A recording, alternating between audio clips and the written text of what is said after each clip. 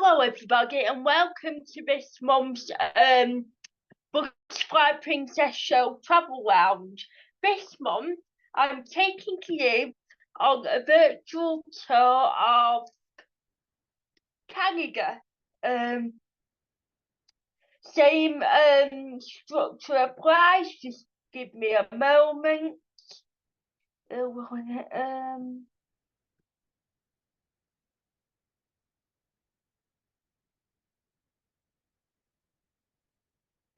So yeah, I'm taking you on a virtual tour of Canada. I'm going to be sharing with you the history, the culture, the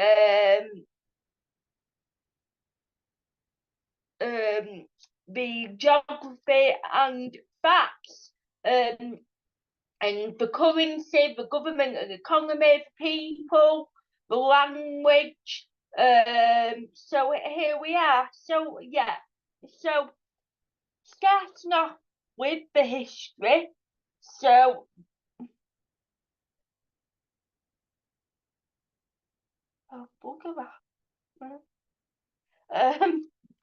the capital city of Canada is Ottawa.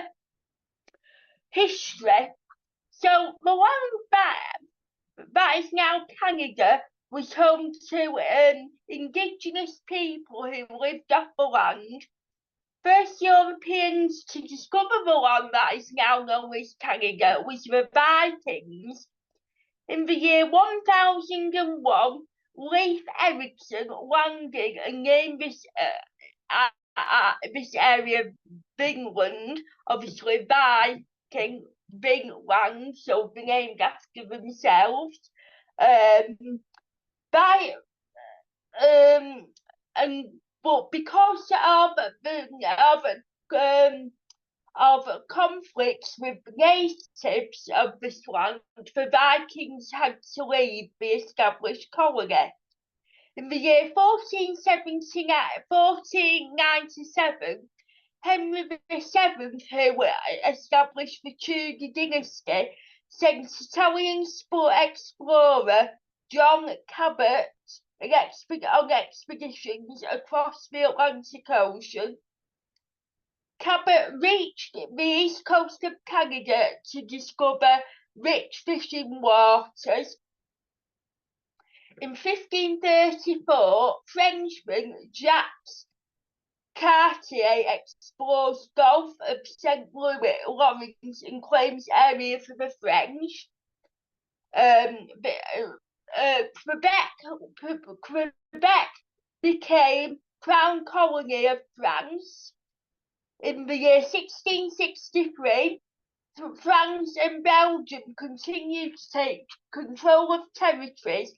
This led to conflict, and this also led to a war known as the 7 Years' War that was fought between 1755 and 1763. Both countries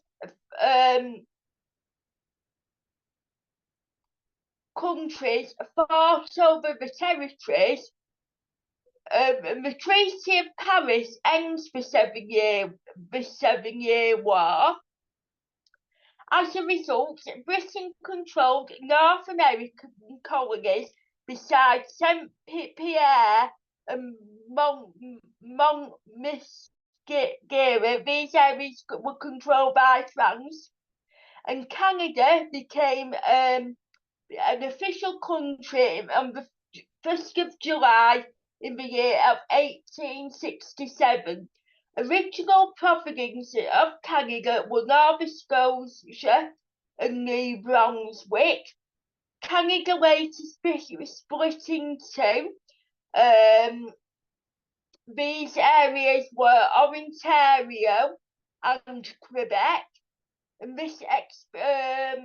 and over time Canada was expanded into 10 provinces.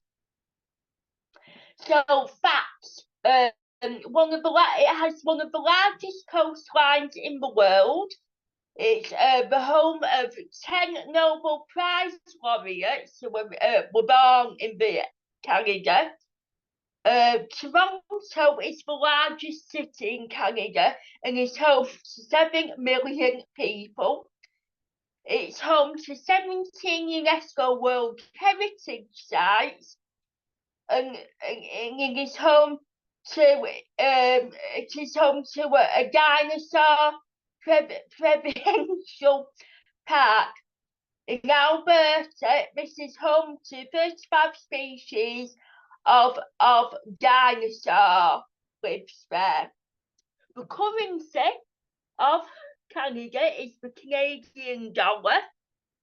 Geography is it has physical and vast. It's very physical, vast and varied. Stretches from the Atlantic to the Pacific Ocean, and it's bordered by the US to the south and the US state of Alaska to the northwest.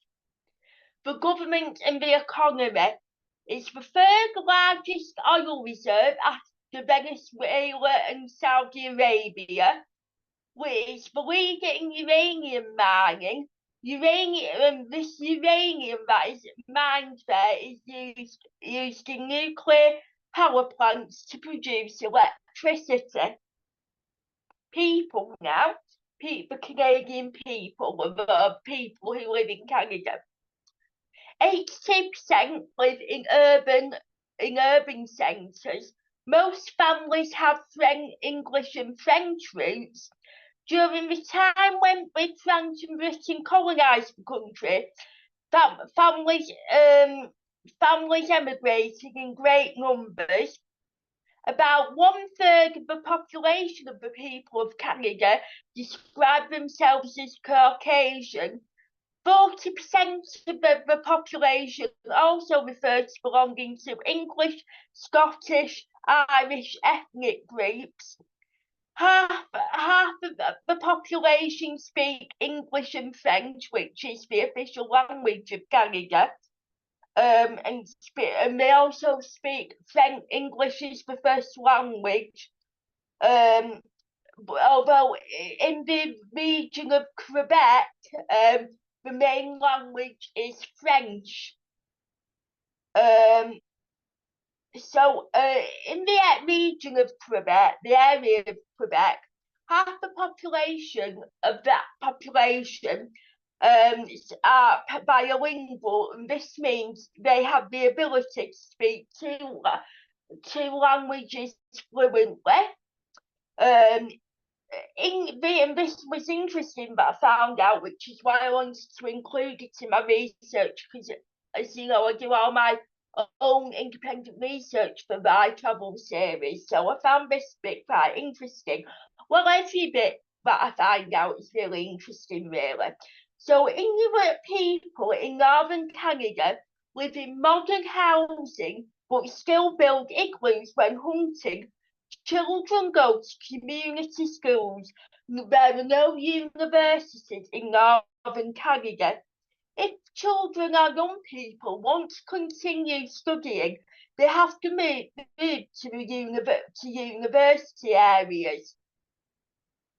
In the language of Canada, they have written text was only started in the 19th century before written language was introduced in the area that is now known as Canada.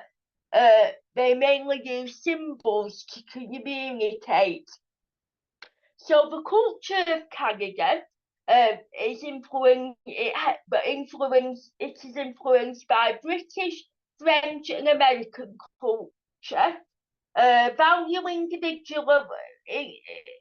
They value their individuality very much, but find strong communities.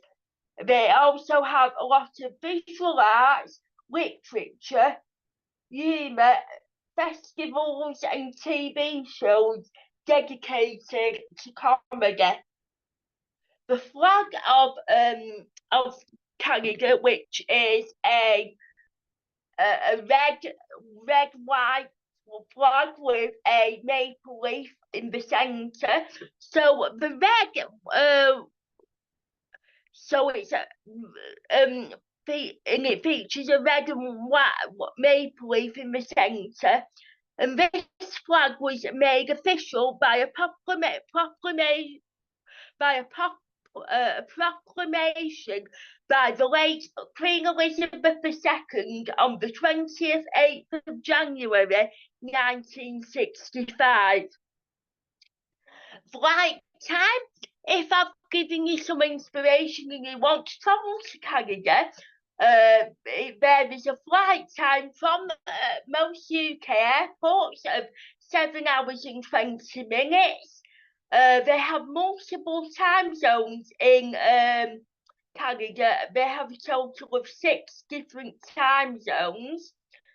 Now, if you want to try some local food in Canada, they have it's a very diverse cuisine. Again, that's influenced by Britain, France, and Scotland. Inuit cuisine, the Inuit people cuisine is a mix of wild game and foraged food. Maple syrup collected and used by people of Eastern Canada. Canada is the world's largest producer of maple syrup, maple syrup. Maple syrup is the largest producer of maple syrup. My apologies for that. And the national dish is a dish called poutine. Poutine.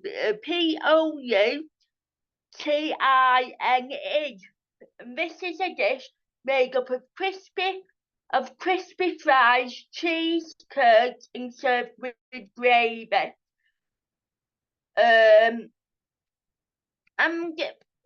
that's it for today, ladies and gentlemen.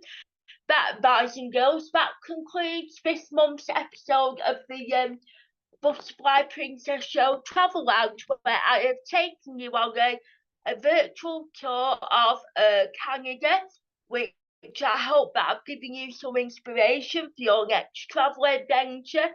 Please join me next month on the 9th of August, where I will be taking you on another virtual tour of a different country, but I won't be revealing the name of that country until a week before the next episode. So that will be revealed on the 2nd of August on the Butterfly Princess Show Facebook page. Also, don't forget that you can follow the Butterfly Princess Show on the following platforms: Facebook, Instagram, YouTube, and LinkedIn. You can keep up with all the latest updates and things going on through them social media channels. Just type in the Butterfly Princess Show and it will come up. So you will find that on Facebook, Instagram, YouTube, and LinkedIn. And also, I do regular Q&A sessions with people from various walks of life and different backgrounds. So if you would like to take part in a Q&A session with me over Zoom about the work that you do, it doesn't necessarily have to be about the work that you do. It could be about a hobby or an interest you have, something that you find really interesting that you will be happy for me to talk about. Like I say, being a guest on the Butterfly Princess Show is like having a catch up with a good friend over a glass of wine or a cocktail, or maybe a tea or coffee or a cold drink if you're teetotal. But by on everyone's different. So if you would like to take part in a Q&A session with me over Zoom, then please do so. You can get in touch with me via email at butterflyprincess93@outlook.com, and I look forward to booking in your session with you very soon. Bye bye for now, and have a lovely rest of your weekend.